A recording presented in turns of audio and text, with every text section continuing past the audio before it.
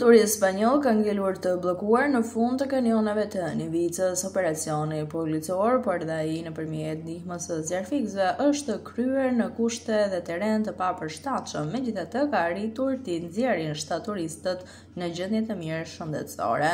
Ata janë ndërhequr militar nga një lartësi prej 180 metrash prej forcave të PMNZ-s Tepelen dhe forcave policore. Megjithatë, ajo çka u vëre nga ky operacion ose turistët nuk kanë patur pas vetes gujë të certifikuar për t'i udhëhequr në këto zona të caktuara, por janë shoqëruar nga një banor i zonës, i cili me sa duket nuk ka qenë në gjendje të menaxhojë lëvizjet e pakontrolluara të turistëve.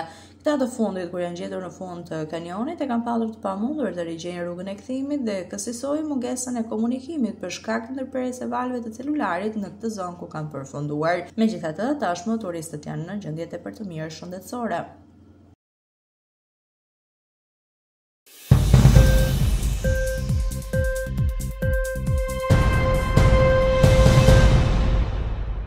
Gjenden e sekuestruar dy armë zjarri Kalashnikov dhe municion luftarak. Armët e zjarrit do të dërgohen në Institutin e Policisë Shkencore për ekspertim në Bodrish të Tropullit. Janë gjetur këto të fundit. Shërbimet e policisë kanë marrë informacion se në një banesë të pabanuar në fshatin Bodrish, një shtetës ende pa identifikuar kishte fshehur armë zjarri dhe municion luftarak. Shërbimet e policisë kanë ushtruar kontrolla në vende dyshimta në territor të hapur. Nga informacionet e marrën në rrugë operative, dyshohet se një shtetës që nuk është banor i këtij fshati i kishte fshehur armët e zjarrit në një banesë të pabanuar edhe për shkak të presionit policor, armët e zjarrit dhe municionit luftarak i kishte hedhur në terren.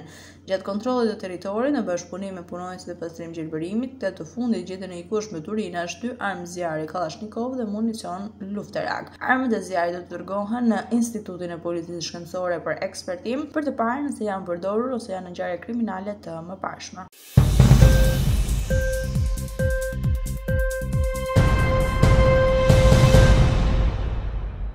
Këtë vit, Bashkimi Evropian pritet ta shpërthojë mekanizmin e pezullimit të vizave duke bërë më të lehtë Brukselit të heqë regjimin pa viza për qytetarë 61 vendeve që aktualisht e gëzojnë atë, përfshirë të gjitha vendet aspirante për anëtarësim në BE, në Ballkanin Perëndimor si dhe Gjeorgjin, Moldavin dhe Ukrainën. Propozimi për të shtuar më shumë arsye në mesin e tyre ekzistuese për pezullimin e udhëtimit pa viza ishte iniciuar nga Komisioni Evropian qysh në vitin 2023 dhe Këshilli i BE-s, i cili përfaqëson 27 vende antare, miratoi qëndrimin e tij për këtë çështje një vit më parë. Javën e kaluar u bë dialogu i parë ndërmjet 3 institucioneve mbi legjislacionin e propozuar me qëllim arritjen e një marrëveshje gjatë presidencës polake të Këshillit të BE-s, e cila zgjat deri në fund të qershorit. Nëse gjithçka shkon mirë, ligji i ri pritet hyjë në fuqi në fillim të vjeshtës.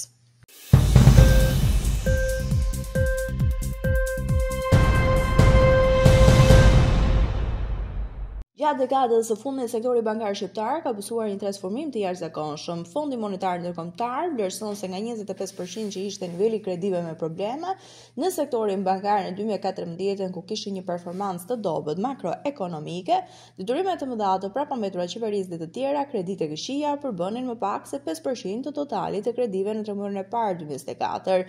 Kjo fal reformës financiare dhe një makroekonomie të fortë. Për sa i përket pronësisë së bankave, shkalla e pronësisë së huaj ka rëndjeshëm, ku pjesa e aktivitetit në pronësi të bankave të huaja ka rënë nga 90% në vitin 2013 në 65% në tremujorin e parë të 2024-s. Sipas Fondit Monetar Ndërkombëtar, sektori ka përballuar mirë një sër goditjesh së fundmi, ku përfshihen këtu goditje të shumta të brendshme dhe të jashtme, si tërmeti 2019, pandemia, lufta Rusi-Ukrainë. Megjithatë, ai ka mbetur elastik. Sistemi bankar betet i cënueshëm nga disa rreziqe. Shqipëria vjon të renditet në vendet e para në Europë për sa i përket zotërimeve të letra me vlerë nga banka, duke paraqitur rreziqe që rrjedhin nga marrëdhënia financiare ndërmjet qeverisë dhe sektorit të brendshëm bankar të vendit. Tregjet e obligacioneve të qeverisë në monedë vendase dhe tregjet e paras mbeten likuide, gjë që mund të komplikojë aftësinë e bankave për të gjeneruar likuiditet gjatë episodeve të stresit.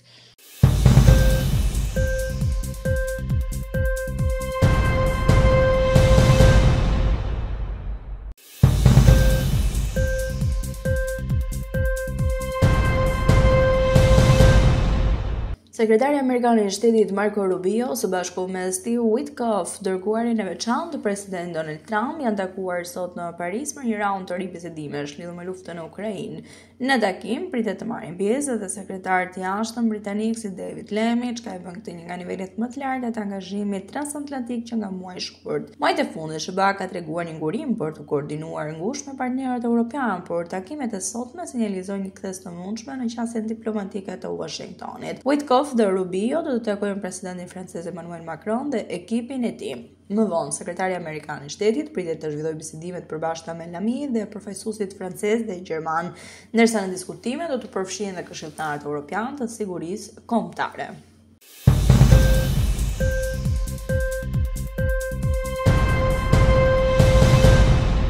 Akullonjat nordike në rrezik vitin 2024 shënon shkrirjen më të madhe në histori. Akullonjat në Suedi dhe Norvegji janë goditur rënd nga ngroja globale, duke shkrirë mesatarisht me 1.8 metra gjatë vitit 2024.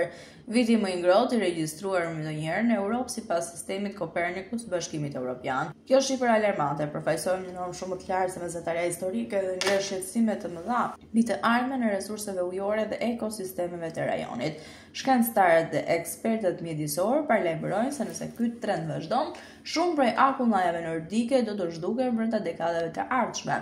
Ne duhet të kujdesemi për këto kapele të vogla akulli. Ato janë të rëndësishme për ne njerëzit. Energjinë, bujqësinë dhe furnizimin me ujë, ka theksuar Eric Hus, nga ekspert i akullnajave në Suedi.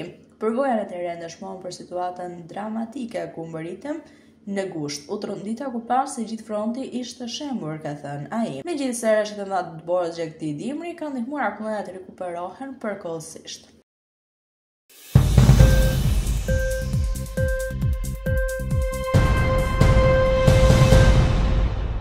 Në Francë po përshkallëzohen situata pazakonte në institucionet penitenciare. Më shumë se 12 sulme të koordinuara janë regjistruar brenda pak ditësh, duke shkaktuar alarm të lartë në nivelet më të larta të shtetit.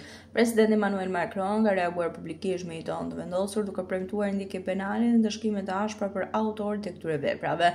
Ngjarja më e rëndë ndodhi në jug të vendit, ku burgu i Toulon u qellua me armë automatike në një sulm të mirë organizuar.